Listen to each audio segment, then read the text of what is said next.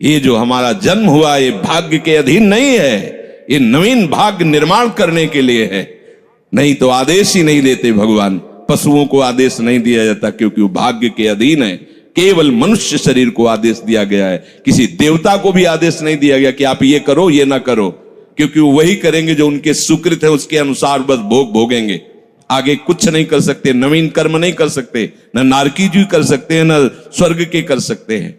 सब अपने अपने परिणाम को केवल भोग रहे हैं। यहां परिणाम उपस्थित करने का अवसर है। आप जो चाहो अपना परिणाम कर सकते हो। आप चाहो नरक जाओ, चाहे स्वर्ग जाओ, चाहे नारायण बन जाओ, जो चाहो कर सकते हो। मनुष्य शरीर है तो ऐसा शास्त्र स्वाध्याय और पंडिताई ज्ञान किस काम का, जो भगवत प्राप्ति प्रारब्ध पे छोड़ दे। तो कुछ जन हैं जो शास्त्र स्वाध्याय करके या संतों की वाणी सुनकर इस विचार में आते हैं कि मुझे क्या करना चाहिए, परिवार का पोषण या भगवत प्राप्ति। दो विभाग कर लिए इसलिए खतरा है, निर्णय नहीं कर सकता।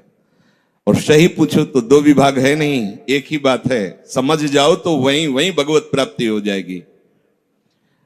अब उसके विचार में आता है कि अभी तो ब्याह हुआ है, या अभी छोटे छोटे बच्चे हैं, या अभी बच्चों का ब्याह किया है, अभी नए हैं, क्या जाने संसार का। मेरी आवश्यकता है, नहीं तो संसार इनको परेशान कर देगा। और वो अपने अहम जनित कर्ता भाव से ऐसा बंध जाता है कि निर्णय ही नहीं कर पाता।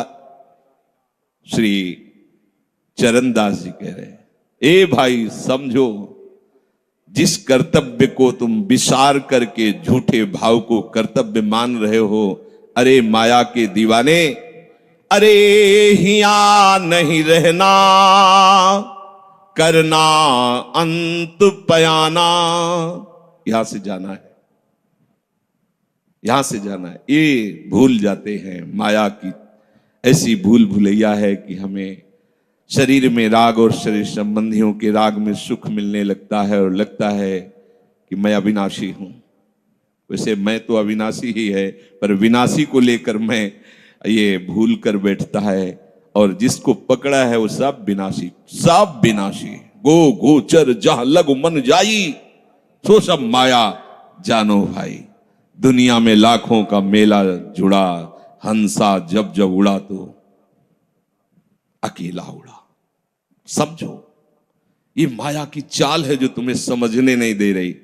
अरे भाई समझो, समझो, अरे माया के दीवानों, यहां से हमें जाना है, जाना है। कुछ साथ नहीं ले जाना है, कोई साथ नहीं जाएगा। बस तुम फंस गए हो मोह दलदल में। ये कुटुंब का मोह ऐसा मोह है कि कैसे तुम्हें बताएं। याद ही नहीं आती कि मुझे जाना है, याद ही नहीं आता कि सब छूटना है। ये समझ में नहीं आता कि मैं आया किस लिए। बड़ी विचित्र भूल भुलैया है। मोह कुटुंब के अवसर खोयो। दो बातें आती हैं, परिवार का पालन पोषण, ये धर्म पालन करूं, या हरि का भजन करके भगवत प्राप्ति करूं। तो बोले मोह कुटुंब के अवसर खोयो। अवसर मिला है तुमने, भलो पायो दांव रे, चूक ना अवसर प्यारे, भलो पायो दांव रे। बड़ा अच्छा अवसर मिला है भजन करने का, चूक गए तो फिर पछताना पड़ेगा। हरि की शुद्ध बिसराई। अब वो निर्णय करता है परिवार के पोषण का, क्योंकि मोह ममता है। पीछे का हर बार सत्संग में कहते हैं कि पीछे का रास्ता एकदम बंद हो जाना चाहिए, कि आगे कोई भयावह स्थिति आवे तो लौटने का रास्ता नहीं रहना चाहिए। उपासक को पीछे का मार्ग बंद कर देना चाहिए। पर होता क्या है, अपने लोग बहुत कमजोर हैं, तो कदम ऐसे रखते हैं पर पीछे वाला पुष्ट बनाए रखते हैं कि अगर इधर थोड़ी भी आंच लगी तो कदम पीछे करके सुरक्षित हो जाए। वो सुरक्षित नहीं है, वो सुरक्षित नहीं है, वो असुरक्षा है। परिवार का राग, अन्य भरोसा, किसी देहधारी का भरोसा, किसी वस्तुओं, ये भरोसे लायक चीज है। अरे क्षण में बिगड़ जाने वाली चीज है। भरोसा तो हरि का है, भरोसा तो हरि गुरु चरण सेवा अनुसरो। ये भरोसा कभी तुम्हें विश्वासहीन नहीं होने देगा। ये भरोसा कभी धोखा नहीं। साधुते हो न कारज हानि, कभी तुम्हारा मंगल नहीं हो सकता। मोह कुटुंब के अवसर खोयो हरि की शुद्ध विश्राई। अब दिन तो बैल की तरह काम करने में व्यतीत हो रहा है और रात्रि नींद और भोग में समाप्त हो रही है। 8 पहर की 60 घड़ियां बेकार में इसने व्यतीत कर दी। एक क्षण भी शांति से बैठकर विचार नहीं किया कि मेरा जन्म किस लिए हुआ है, मैं क्या कर रहा हूं, और अपना कुशल चाहता है। इच्छिन हरि को नाम लीनो, कुशल कहां ते हुई, तब लग कुशलन जीव को सपने हो मन विश्राम। स्वप्न में भी शांति नहीं मिल सकती जब तक भजन नहीं करोगे। बालक अवस्था तो खेल में चली गई, जवानी हुआ तो अहंकार मद छाया, मैं करता मैं भोगता इसमें चली गई। जब वृद्ध आया तो रोग और चिंताओं ने घेर लिया। अब इतना दुखी है कि वो सोच भी नहीं सकता कि मैं इनसे दूर होकर भजन कर लूं। ये जो वो भजन का नाटक होता है, भजन नहीं हम देखते हैं, ऐसे ही लगा रहता है, कैसे हो और बढ़िया से, और क्या करें, और मरने का ठौर आ रहा है, और क्या करें, तुम आए हो भजन करने के लिए और में भी फंसे हो, क्या कर दूं, कहां से कैसे व्यवस्था कर दूं। हम ही चला रहे हैं, भले वृंदावन में बैठे परिवार हमारे अनुसार चलेगा, हमारे ही, नहीं तो नष्ट हो जाएंगे।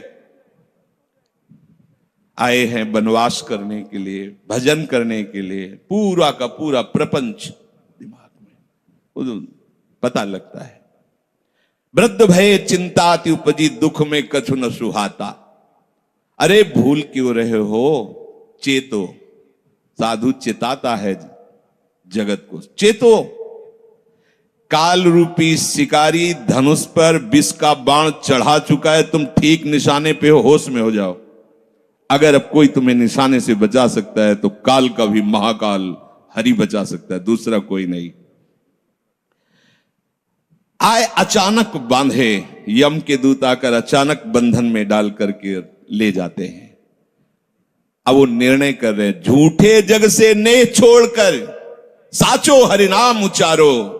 चरणदास सुखदेव कहते हैं अपना भला विचारो, इसी में अपना भला है।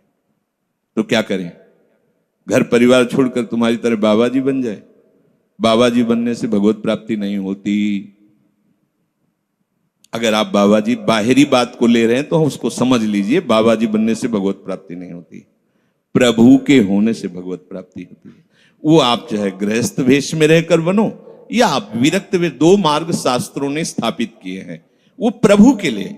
अगर वेश बदल लिया है और परिवार का राग है, भोगों का राग है, संसार की सत्यता का भान हो रहा है कि सब सत्य है, कोई फर्क नहीं पड़ता। वेश परिवर्तन से कोई फर्क नहीं पड़ता। गधे की पीठ में चाहे मिट्टी ला दो, चाहे कबाड़ ला दो, चाहे बेद ला दो, उसको बाहर से मतलब है।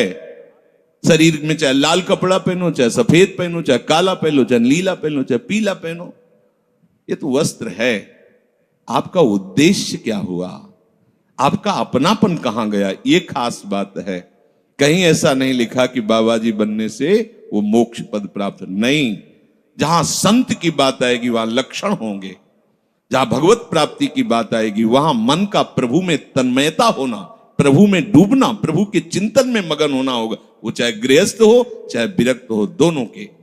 एक है कि संसार का व्यवहार पसंद नहीं तो वो निवृत्ति मार्ग का पथिक बन गया, और एक है कि संसार के व्यवहार को भगवत स्वरूप समझकर, भगवत अर्पित करते हुए अपने को प्रभु का मानकर, प्रभु को अपना मानकर चल रहा है, ठीक वैसे ही भगवत प्राप्ति उसको भी होगी।